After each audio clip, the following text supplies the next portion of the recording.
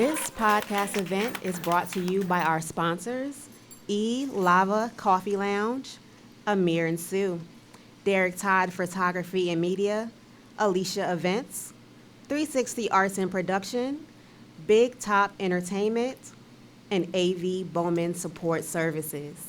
Tonight's book pairing drink is the Blueberry Lavender Lemonade.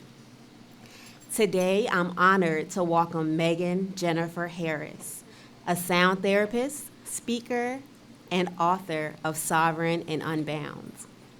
Megan is known for guiding women back to themselves through soulful self-mastery, energetic awareness, and embodied healing. Through her wellness company, the NIA Project, she curates safe and brave spaces for women to begin the work of deep transformation. She's a Renaissance woman at heart with 4 published books, awards for health and community impact, and a presence that is both grounded and magnetic. Whether through her coaching, sound experiences, or the words she writes, Megan reminds us of the power of coming home to yourself. Megan, welcome. We are so glad you're here. Let's start with the title of your latest work, Sovereign and Unbound. What did those words mean to you when you chose them? Thank you for having me. I'm verklempt at the moment, but I'm gathering my words. No problem. Take your time. Sovereign and unbound. 2 very powerful words. Sovereign in and of itself means power. And when we think about power, we often defer outside of ourselves. Mm-hmm. And oftentimes, especially in this day and age, people feel very powerless. So the word sovereign is helping to bring people back to self-awareness and to recognize that there is power with being home with yourself, mm-hmm. and it doesn't rely on anything external mm-hmm. to produce, create, or work with. It's all within, and a lot of times we need that remembrance. So the word sovereign encompasses that. Now, the unbound part, we like to argue for our limitations instead of seeing all the ways that we are limitless. And saying that we are unbound reminds us to look for the ways that we are limitless. Absolutely. Instead of continuing the self-narrative that keeps us locked in cycles of disarray and dysfunction and all the like. Absolutely. So did the title come before you began to write, or did you write and then the title came later?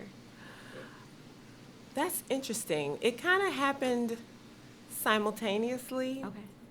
This book was originally supposed to be titled something else, but that something else is within the context of the book. Mm-hmm. So when I was trying to figure out the overarching theme that brought that concept forward, that's when sovereignty and being limitless came up. But I liked Unbound over Limitless.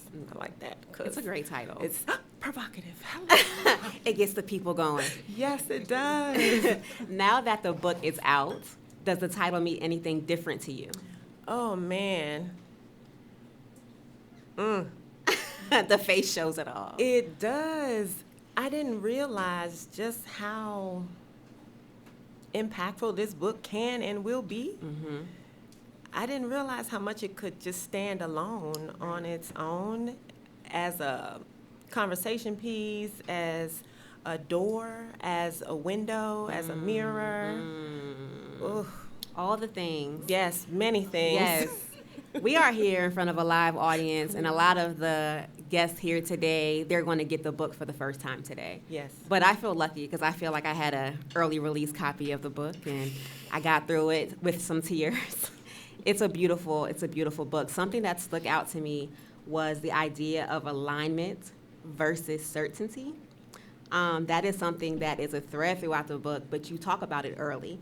What is the danger in chasing certainty? What does true alignment feel like? Ooh. The danger in chasing certainty is that you never know if the certainty will realize what it is you were trying to get to. So it's almost as if you're trying to reach for something specific, and when that specific thing doesn't happen, there's disappointment, there's frustration, like what happened today. Look how that worked out. It sure I did. told you it would circle back around. Yes, you're right. Yes, so when you have a certain expectation, when you have a certain way that things have to happen and you're locked into that and you're attached to that, then it creates all types of dissonance when it doesn't happen that way. So allowing space for alignment gives you time to course correct as you're moving about life. And it gives you that space and grace to do it without being judgmental, without judging yourself, and without...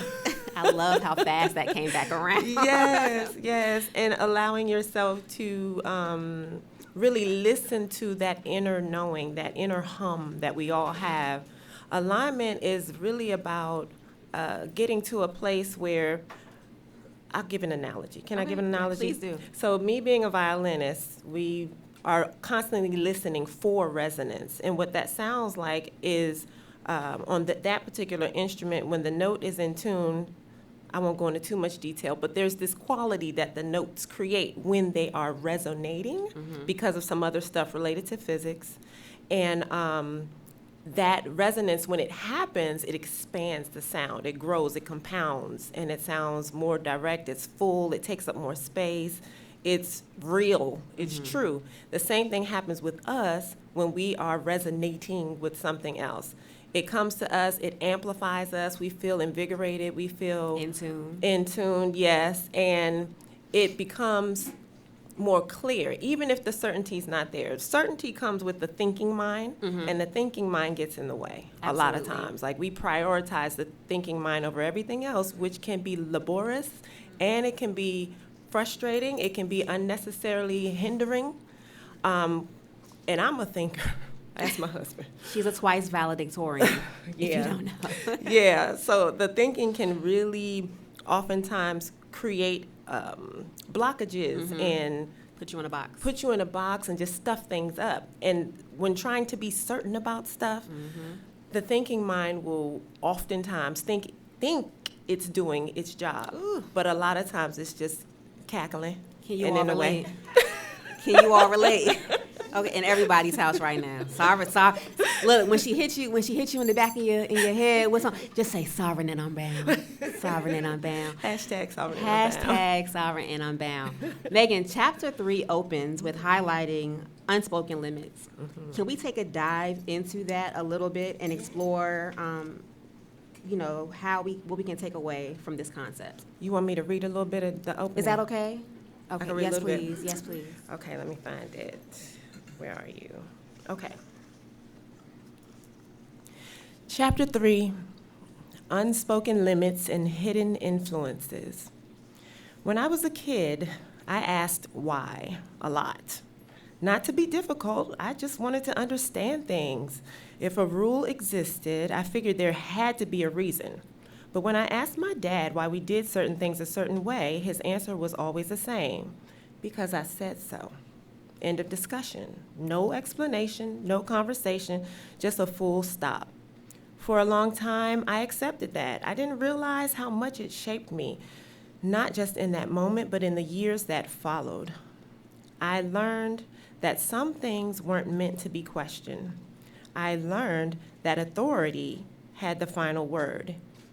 Even if something didn't make sense, my job was to follow the rule, not to understand it. I did what I was told, and unfortunately shrank in the process. I had no clue that I had never learned to think critically, not until after my dad passed, because that's when I really had to start figuring things out for myself. And once I started questioning one thing, the floodgates opened. Why had I spent years making decisions based on rules I never chose? Why had I been living within invisible boundaries that no one had even told me existed? Why had I accepted so much without asking whether it truly aligned with me? That's when I realized some of the biggest limits in my life were the ones that I never thought to question. And I think I'm gonna stop there. Okay. That's the opening of That's chapter 3. that's the opening of chapter That's 3. the opening. So without Yeah. giving too much away, what would you like the reader to take away from that concept, from that lesson? There's so many hidden limitations that you have been programmed with that you didn't even know that were actually limiting you. So it's circling back to this whole concept of self-limitation. And we're going to start turning the page on that. We're going to start turning the mirror on that to help look at it more closely to see if that's something you can actually adjust or change or do differently. And guess what the answer is? Yes. We Of can. course you can. Yes, we can. Sovereign Reality Unbound is not hashtag. fixed, y'all. Reality is malleable. It's bendable. It is bendable. Yes, Yep. absolutely. More themes in the book. We have reclamation and remembering. Yeah. How are we taught to forget who we are, and how do we begin to remember? This is a tough one because when we say who we are, most of us identify with something, right? A label, a race, a gender, a religion, a belief system, A job. an orientation, fill in the blank. And we confuse that or conflate that with our identity, and we label our souls. And so I think kind of that's where it starts. But we almost, let me slow down. So when we come here, right, we come into this human body, and we're birthed into an environment that includes a family, that includes a culture, that includes maybe not a family, but it includes something, someone, someplace, some fill in the blank of what begins to shape who you think you are. That's where the beginning of the Awakening. not the awakening, but that's, what did you say at first? You asked me about the reclamation and something The else. remembering. The remembering, yeah. That's where the forgetting happens. Actually, it happens before that, but that's like where the obvious forgetting happens. Because when you're a little kid and you're a baby and you're being raised, who is raising you? Grown folk that have their Memories and own stuff, and they're giving it to you. And that's the obvious part. Then you have the not so obvious part with epigenetics, but that's a whole nother conversation. Twice valedictorian. That's another conversation. So those imprints get on us, and then we grow up believing that's who we are.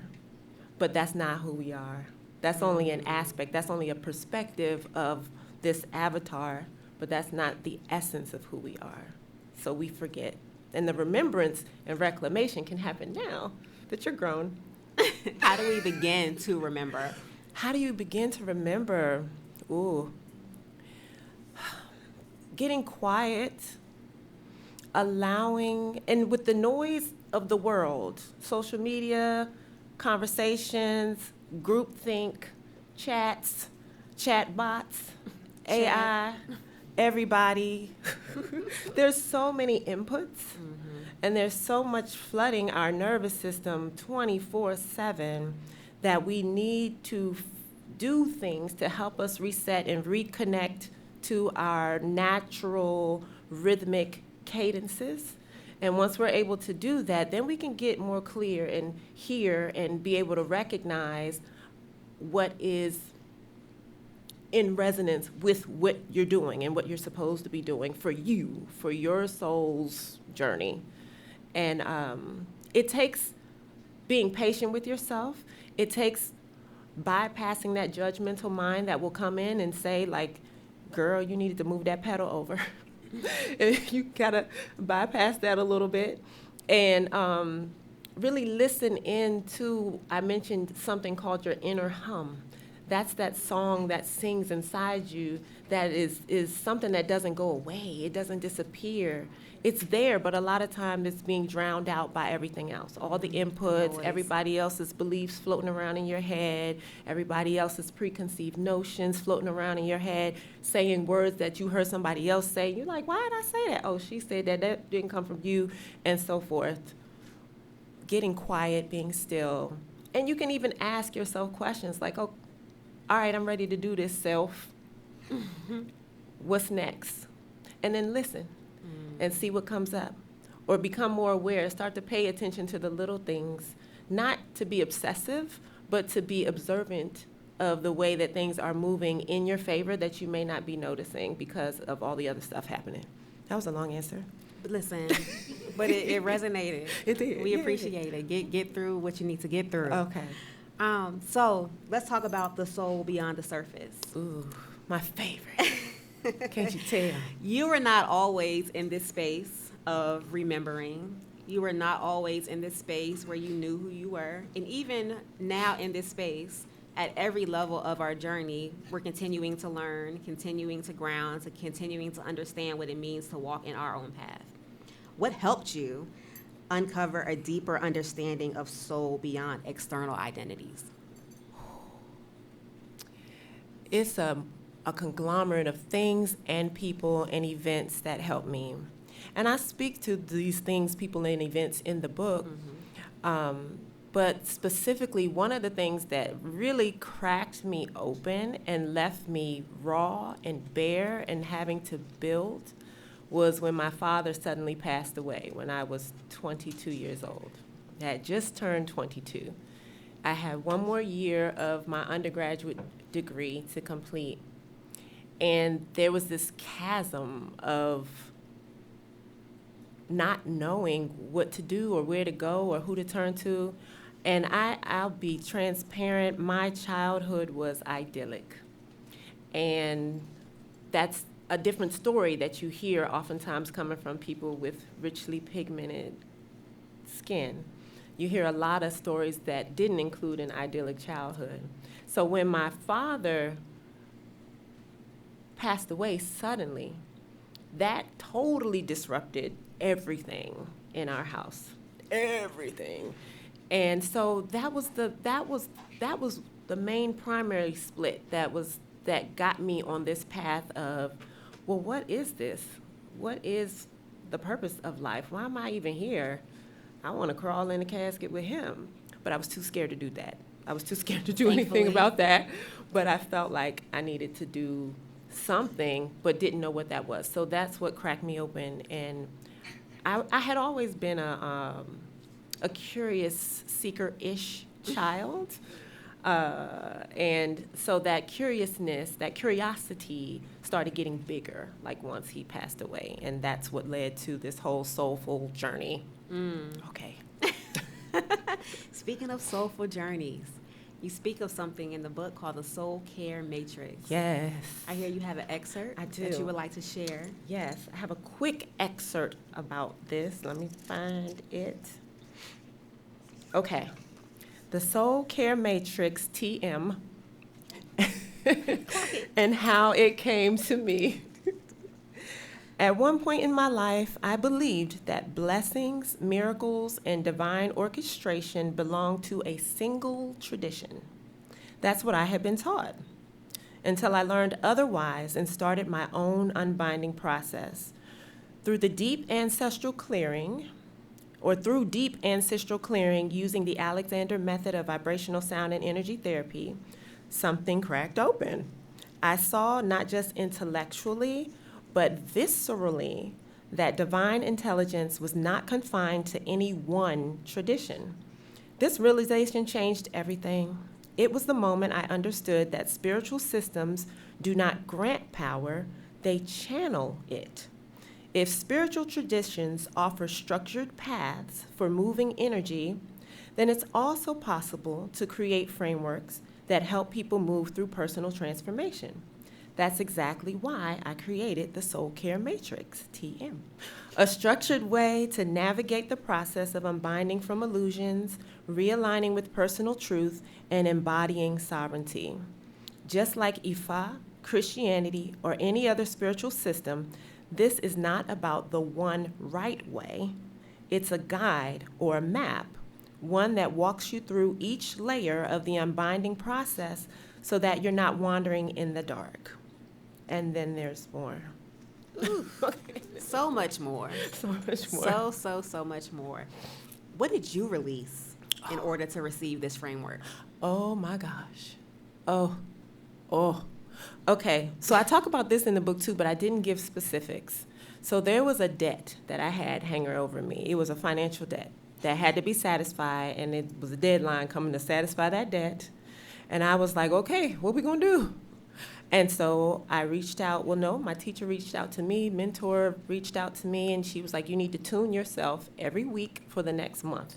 Tuning meaning using these medical grade tuning forks. I have a whole bunch of them. The Alexander method of vibrational sound and energy therapy. Gotta say the whole thing. And so in the process of tuning myself every week, things were just cracking open, clearing. One of the things that cleared was a wound that I experienced energetically as a child from my father that I did not know. I was not aware of it at all. And in the process, I cleared it going through the method, and I asked, will I know what this is? Will I know what this means, where it came from? And I was affirmed that yes, I would. Unbeknownst to me, at the same time that I was tuning myself, my mail was being delivered. A book I had ordered for some clients came in the mail.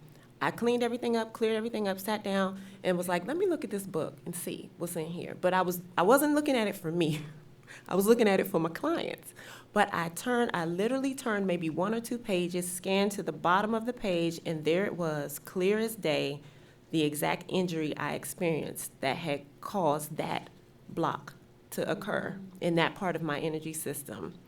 Within a day or two, I had closed 2 4-figure deals that then would eradicate the debt that I had lingering over me in 2 days after the clearing. Did that answer the question? It did. Okay. It did. For the readers, what can they know? How would it feel if they might not have tuning forks? When they let go of perceived control, how would that feel for them? How do they obtain it without having the tools you have? Everybody, let me just say this. We're all energetic beings. Can we all agree that we're all energetic beings? Okay. And can we all agree that there is more existence in what we can't see than what we can see? Okay. So in the invisible, to most people, that's where creation happens. It happens there first before it becomes a physical, manifested, quote unquote, reality. So knowing that, and knowing that energy is constantly moving, constantly shifting, it's never stagnant. It can be stagnant, but it's not, it doesn't end, it doesn't stop. It can get dammed, like it can get blocked, but it doesn't stop. You have your own energetic system that is created by your glands, your neural networks and nerve ganglia. All of that is photonic, light emitting, electric, pulsating life force. That life force is you, and it is everybody else too. But knowing that it's you, you then can start to, here's another thing. Let me circle back.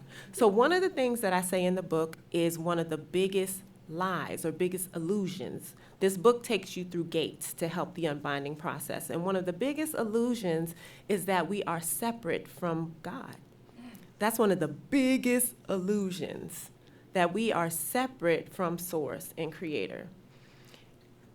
Think about the ocean and think about a drop of water. The ocean is that drop of water.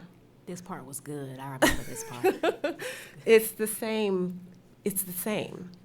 But it feels separate because in this reality, we have moved it. It looks like we have taken it from somewhere else. But in essence, it is still the same. That water is still connected to the larger water. So are we. So to move your energy, you can do it with intention. That's what makes us really sovereign, is being able to intend and put your attention and your energy, your focus on moving things out of the way. So if you feel some stagnation or something's going on and you feel it, you can ask your body, what is this? Or even if you don't have a direct answer, you can say, well, this needs to move. I need to move this. This doesn't feel right over here. I just need to move it. And with intention, begin to just sweep away at that space. Oops, I'm sorry. Sweep away at that space and start to literally believe and tell yourself, I'm clearing this, whatever this is, I'm clearing this stagnation out of my energy system. You can go over the main areas where there's a lot of concentrated energy. Most people are familiar with them as chakras, and you can ground cleanse and protect yourself in the process and keep yourself free from any other interference, and go in there literally with your intention and just start to move your hands across your body, across that energy field with intention, pulling stuff out, throwing it on the floor, throwing it in some water, and then getting rid of whatever it is that you threw away. And then telling yourself, okay, I'm cleared, I'm healed, I'm balanced, I'm aligned, I'm connected. It seems really ethereal and it seems really hokey pokey, like it wouldn't work. But I say give it a shot. You know, give it a try. If you're feeling stuck, if your throat, you ain't saying something right, rub on that thing. And begin to deliberately try to move the energy out. But be mindful of protecting yourself when you do that, and not really sharing the process on social media, right? Opening yourself up to that thing. If it's a thing for you, keep it for you, and use it as a cleansing or an energetic hygiene practice to just kind of brush away at your energy body, because you can. Did I answer that too? Yes. Okay. You're doing really well. Well, that was a real esoteric way. I probably should have said something more simple, like go outside and put your feet on the Well, ground. no, the simple thing to say is read the book and you'll Oh, have. okay, read the book. Read Yeah, the book. go to But the then beach. also go on the ground. Go to the beach, lay out there, and put yourself that was against good. some water, wash your face. Boom. Okay, Either or. that. Either or. And go to bed. That always. That's my thing. I'm gonna go to sleep. Mhm. Go to sleep. Last question. To live sovereign and unbound is to. Ooh. To live sovereign and unbound is to be radically honest with yourself about your true nature and how you are aligning with life. Oh, that's coming up. Yeah, it's coming. Hold on. You can pause it. Okay. I like the background music. Yeah, it's coming. As you speak. All right, she gonna pause it. Or can you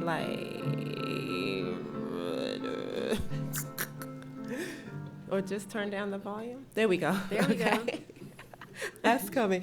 To be sovereign and unbound is to, yes, be radically honest with yourself at all times. Tell the truth to yourself, but not in a way that is judgmental or harmful, but in a way that speaks to what you know to be true for yourself. It also means to really get clear on whose voice you're hearing. So if you're taking in a lot of outside opinions, outside criticisms, doing the whole comparison thing, comparing yourself. If you see somebody saying something like, oh, people who blah, blah, blah, blah, they do da, da, da, da, and that's sinful or shameful or whatever, and you feel a little twinge in your sha-na-na, then you can ask yourself Whoa. and be radically honest. What did that wake up in me? Where in me did that feel true and why? And then you can say, well, is that really true? Does that belong to me? Do I have to accept that? No. Yes or no? And if it's a yes and you don't like it, then you can change it. If it's a no, then you can just let it roll off your back and keep it moving. So that's how you can move through life. So if people are putting their isms on you and they have a certain expectation of you because of that ism, you don't have to wear that. You don't have to accept that. You don't have to operate in that just because that is a commonly held belief system. You can step outside of that and say, hey, I'm an energetic being in this energetic body moving through an energetic system called the earth. And anything that is for me is for me. Anything that's not for me, can you stay away? And move through life divinely like that. Like dipping, bobbing, and weaving, providence will show up. All types of miracles happen. Things that don't look miraculous to other people, but to you, you know it's a miracle. And I couldn't live my life the way I live it if I didn't move that way. Because the pieces did not fall very easily or straight. They all fell the way they were supposed to, but it felt like scattered, who knows? And at times it still feels like that, but I've learned that within my sovereignty, there is a lot of ping-ponging that happens, and that's okay. Other people might say, oh, she's a mess. That's what other people might say. But does that really resonate with me, and is that true for me? No. No. And so that's how I live. That's how you can live Yes. sovereignly and unbound, not chained to or tied to the scripts that life and society try to pin on you and say, you fit this mold, so you must be. No. You can let them think that, but that doesn't mean you have to operate like that. Hashtag sovereign and unbound. Hashtag sovereign and unbound. Megan, thank you for your truth. Yes. Thank you for your depth and the invitation to remember. Sovereign and Unbound is not just a book. It's a mirror, a compass, and a map back to ourselves. To every soul listening, may you remember what the world tried to make you forget. Yes. Thank you. Thank you.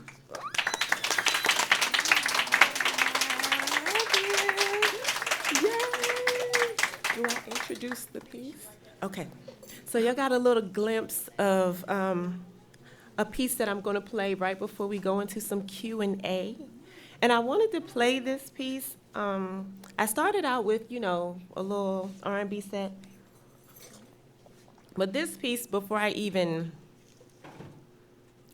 this event started taking shape, I felt that this was connected to the book and to the through line within the book. And the piece is called Melodie. It is by Gluck, and he was an 18th century composer, Austrian, and this came from an opera that he wrote. And at the time, opera was starting to be a lot like the world is today. It was chaotic, it was overdone, it was over the top, it was very extravagant, and it lacked the depth that it used to have. It became more about entertaining and less about feeling. And so Gluck wanted to help people return back to that center place of feeling and soul. And so this piece that he wrote, it was originally written for flute, but then Chrysler came in and updated it or arranged it for violin. And it's part of the opera called Orpheus and Eurydice? No, Eurydice. Eurydice. That's the English pronunciation. That's also the Greek pronunciation. But there's an Italian pronunciation. I forgot the Italian, but I remember the Eurydice at the end. But okay, so yes, I'm going to play that. Let me get my things together, and then we'll go into Q&A after that. Okay.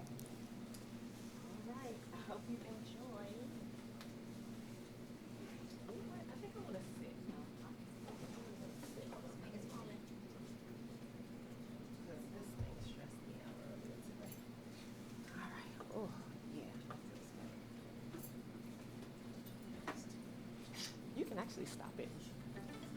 Thank you. I'm going to tune really quickly.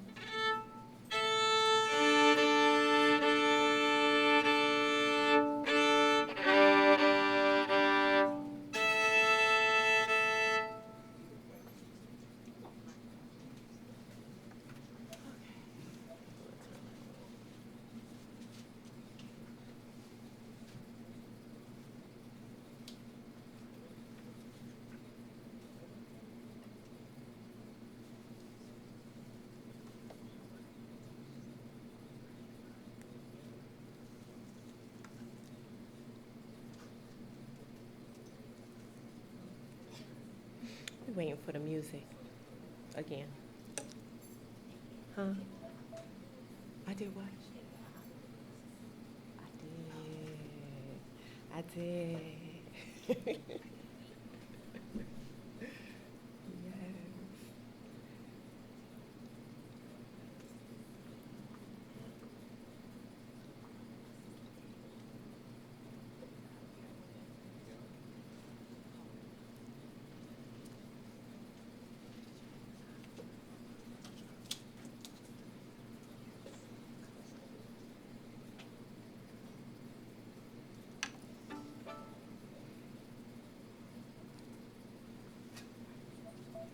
Oh, there you go.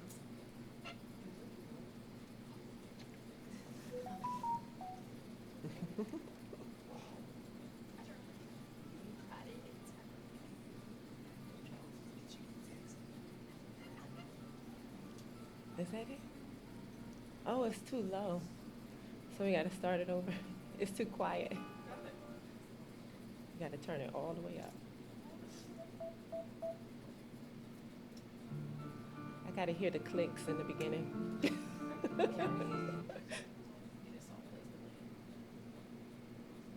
There they are.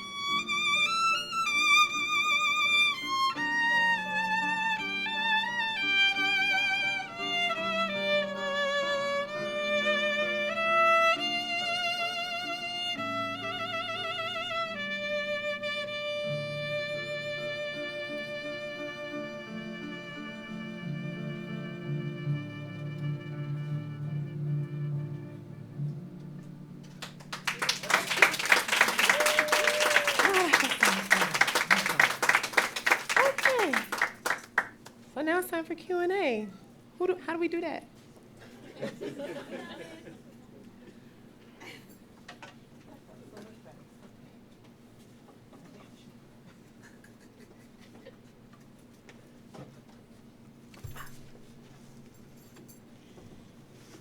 Okay, so now it's time for Q&A. This is a portion of the night where the audience can ask Megan questions, and you have to answer them, lightning round style. Okay. And will we repeat the question? Yes, I'll repeat it. Yep. So we can get absolutely. So it can get captured. So if anybody has a question, Hi. How did you know when you were finished with the book?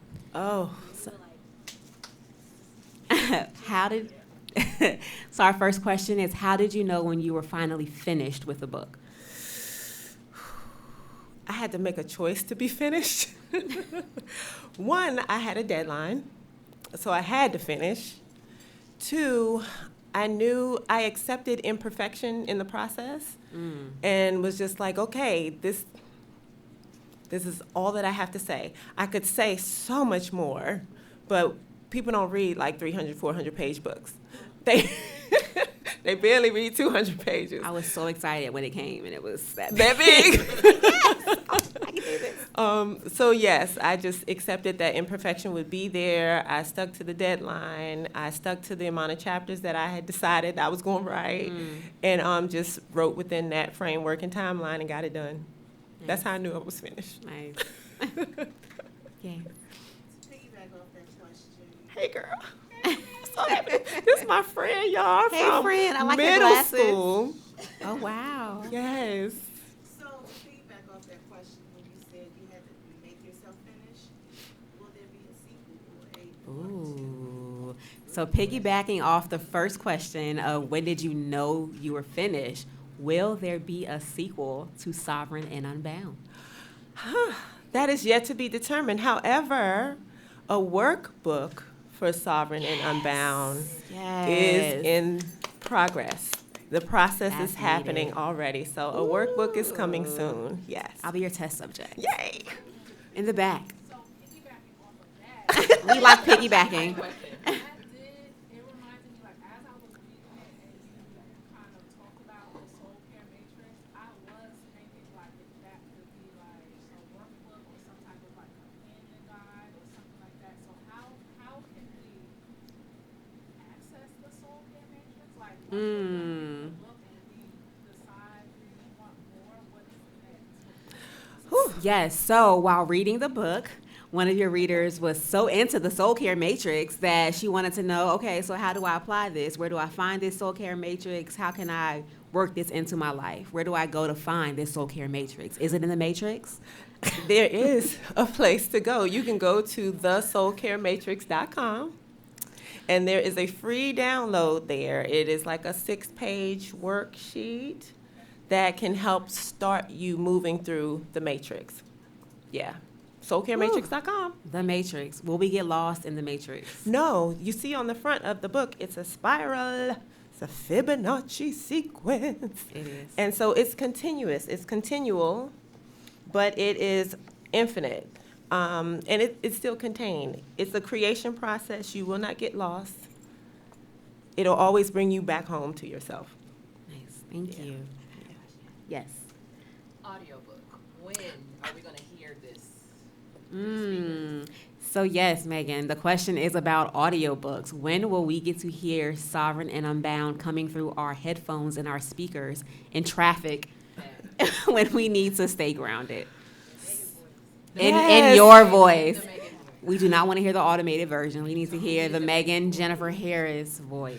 Yes, so I am recording the audiobook on Sunday. Yes. I'm recording the audiobook this coming Sunday. Yes, I have a studio sponsor who is sponsoring the studio time, so it's being done professionally. Nice. And yeah, we're going to do that thing all in one day. That's going to be great. Yes. Yes. How do we get to work with Megan? Sound therapy. So we have a question. How do readers get to work with you, Megan Jenifer-Harris, with sound therapy using the Alexander method? Whew. Okay, so I have a link on my site to book. If you go to meganjeniferharris.com/sound. Spell Jennifer. Oh, yeah, Jennifer with one N. Jenifer, Harris.com/sound. It should take you to the page on my website for the Alexander Method of Vibrational Sound and Energy Therapy. You can set up a free 15-minute consult, and we talk over some things, and then we schedule when and where to do the tuning. The life-changing tuning. You'll melt on the table. I see you at the Y. I see you. Okay. Yes. Next question, yes. Do you have a favorite chapter? Was there a chapter you poured more into?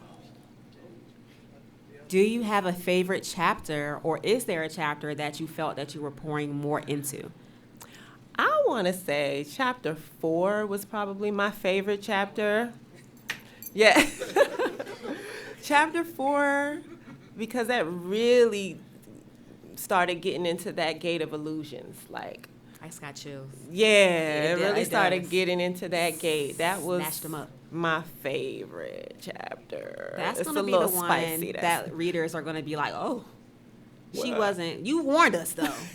In the very beginning? beginning, you told us what was happening, and you got to it in chapter 4. It's like, all right, I introduced you guys enough. Let's get to it.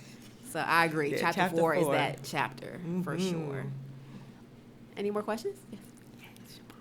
So, how did you get here to say, "Hey, I'm gonna write this book"? Because I met you. I don't know if you remember, but you did a soul session at, I think it was one of Jadon's things, and that's where I met you at. So how you've been doing this for so long? Because I remember getting your emails, everything. So, what made you get to the point where you're like, okay, I need to put all of this in a book because somebody else needs to? Because I got a part in here now, like girl, I got it highlighted, because I'm like, yes, this the part, can I say it, please? Can I show Sure. you? Because Shamara, I already start- huh? come up here. Oh, come up? Yes. I don't know about that. We want to be able to capture. Yes, hold on, because wait, I highlighted it, wait, no. Is it with the pink? Oh my gosh, it's here. Okay, look. This part, I don't know what page it is, chapter 20. It says, I've been told I need to fix myself. Like, I was telling myself, not worry about nobody else, because I've been telling myself that I need to fix myself, but it's not about healing yourself. Just that whole, chapter 25, and page 25, y'all, just read it, okay? Get the book and read it. It's just, I really resonated with that, so I'm Yeah. just like, thank you. You're But the welcome. question is, I just wanted to say that part. I'll go back. I got the question. We got the question. Yep. So we have someone who's been following you for a while, and you've been in this soul care work for a long time, whether it be conferences, TikToks, one-on-one conversations, the Alexander method. At what point and what was the catalyst from transitioning from what you have been doing to doing the book of Sovereign and Unbound? I tell you, grief and bereavement are a huge catalyst. Woo! Yeah, so this book came on the heels of losing my mother. And after Leah's conference, what was the theme of your conference this year? Crush on you. Crush on you, right? Falling back in love with yourself, falling back in love with your business. And that's when Look at the full circle all of moment. this. Look at that. the blessings were circling and coming through, and I really felt energized by that conference. And that's what was like, okay, let me do this. Let me get this done. Let me make it happen. But prior to that, at Leanne's event the year before, I was saying, I got another book in me. I'm going to write this book. But I was trying to call it the Soul Care Matrix. It wasn't supposed to be called that. Yeah, that's what I alluded to at the begining of this thing. Yeah, and because it was I was trying to make it that, it wasn't time. But once Mommy transitioned, and the other thing, this book is comprised of a lot of voice notes. So if you ever want to write a book, record yourself talking, right, Dr. Barbara? Yes, because there's many tools that can transcribe your voice these days. So lots and lots of voice notes. And there was one particular voice note where I went on for about 30 minutes on that thing. Is And that the one you sent me? was it that one? I have a long one. Okay. I don't know. I've sent you many. But it was long. It was long. But there was so much richness in that voice note. I was like, oh, this is it. This is the outline for my book. This is the outline. Let's go. Right. Yeah. So after that, then it was like, it was a fire, here. and Yeah. it was coming. It was quick. You were in tune. I was. The flow I was in happened. tune. Yep. Yep. Yep. You said something earlier about asking a question about how many people wrote a book and how many people wanted to write a book. So that note right there, they should really take under consideration, because with AI tools today, all you have, everybody has one of these that Yep. has a recorder. Yep. And all you have to do is record Record your your voice voice. as you're thinking things. You know, my girl Darby on here has all this stuff in her head, and she talks constantly. No, that's a good compliment. She Yeah. talks constantly, and she's dropping nuggets all the time. So if you're wanting to write a book, just talk it out of your head and put it in your recorder. Then when it's time to go to the publisher or the self-publisher or whoever, your stuff's already down, Yeah. and you can transcribe it onto paper Yep. in Word. Yep. Say You less. can. Word has that tool. You can. No, Go my book is ahead. coming.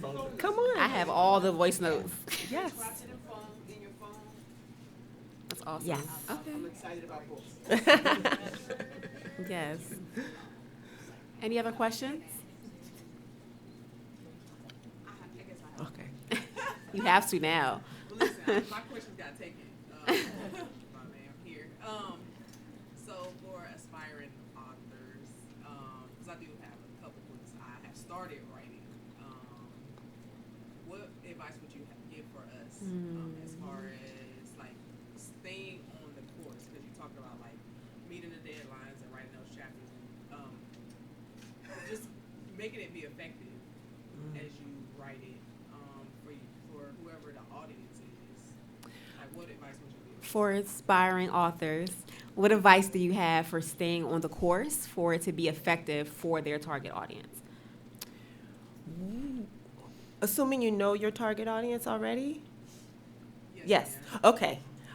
For you to stay on task and for it to be effective, for you getting it done, have some accountability measures in place, whether that is a publisher, because they're going to make sure you had them dates down. Set a deadline for set some boundaries for yourself around the content of the book. Like I did, I was like, I'm writing 10 chapters and this book is going to be less than 200 pages. I just declared that, like, this is what it is. So I knew the chapters couldn't be that long. I also decided that this wasn't going to be a book that had a whole lot of empirical research and that kind of stuff in it, where I had to go and find papers and, I quoted some people, but I was like, here's a footnote, you can go look at them people. I didn't go specifically to that stuff and scour and say, this is the part. I made it very simple to reference the things that I referred to. What else? Oh, and don't edit while you're writing. Just write. Yes. Yeah, don't edit while you're writing. Just get it out and write. The editing process comes later. That will really get it out. That's good. That's good. Yes. Oh, Jasmine. Hey, girl. Hey, Jasmine. She has no question, just want to show that she was here. I'm here. Yes, ma'am. Hey, girl. If I were recommending this book to someone else, and especially as someone who is trying to build up boundaries, stronger, firmer boundaries in my own life, if I were recommending this book to someone, at what point in their life, or what are the things that they need to have in their life for your book to impact them the most? You know, people are always at different parts of their journey. You know, sometimes when we're in our journey and we think, oh God, I learned everything, I got it now. Then we want to go back and tell everybody else what they should be doing. But then we grow again and we like, woo! You know what? Yeah. I so ferociously believed in that before, but now I know better. And so now I'm very hesitant when it comes to like sharing my own journey, because I'm like, am I for sure, do I know this? And so I'm always exploring and researching. So everything that you're saying is something that I feel, to be honest, I don't think a lot of people would be ready for this book and the things that you're saying, what you're bringing to light to the table, because it challenges so much of what we think we know and what other people think they know and what we've been told. Yeah. So what specifically do you feel, or are there different parts in the book where you say, you know, if you're at this part, if you're at this place in your journey, it's good to start here. Sometimes you don't need to start on chapter 1. Maybe this person needs to start in this chapter. That's So a great somebody's question. in a place where they're struggling, they really want to know. They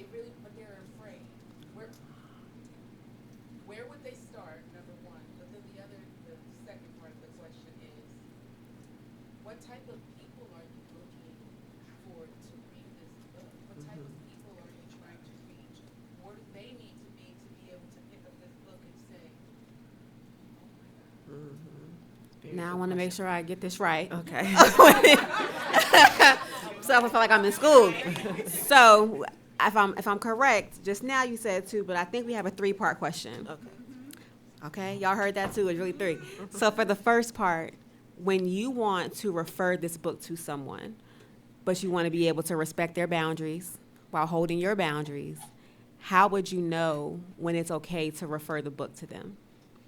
And when you refer the book to them, where the second part 2. Okay. Where do you tell them to start?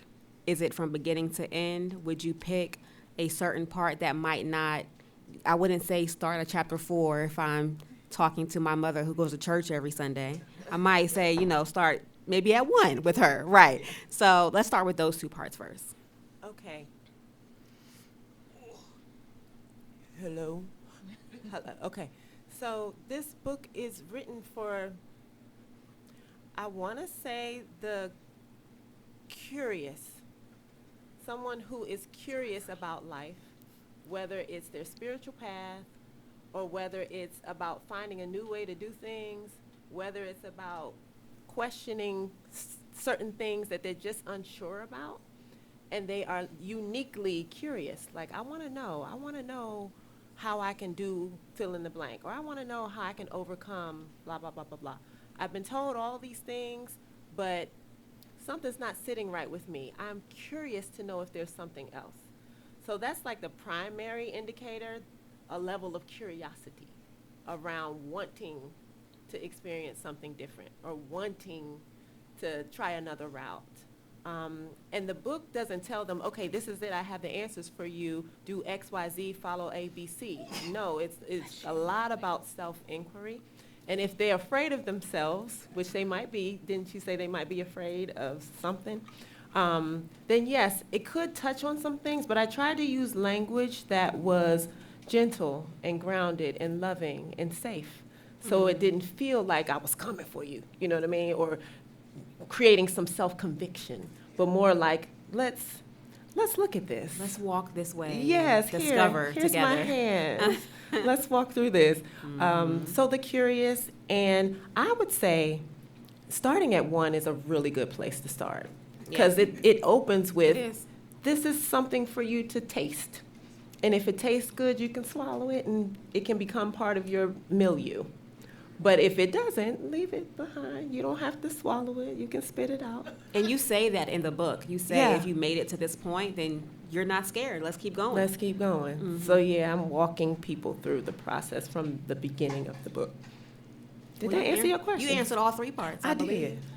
Okay. Good job, Megan. We have time for one more question. Was that you, Leah? I was kind of piggybacking on what you said because I did kind of feel the same way that Daphne did, like, oh, they not ready, like something like that. But you said exactly what I was thinking. You wrote it in such a gentle way, and it's not preachy, it's not accusatory.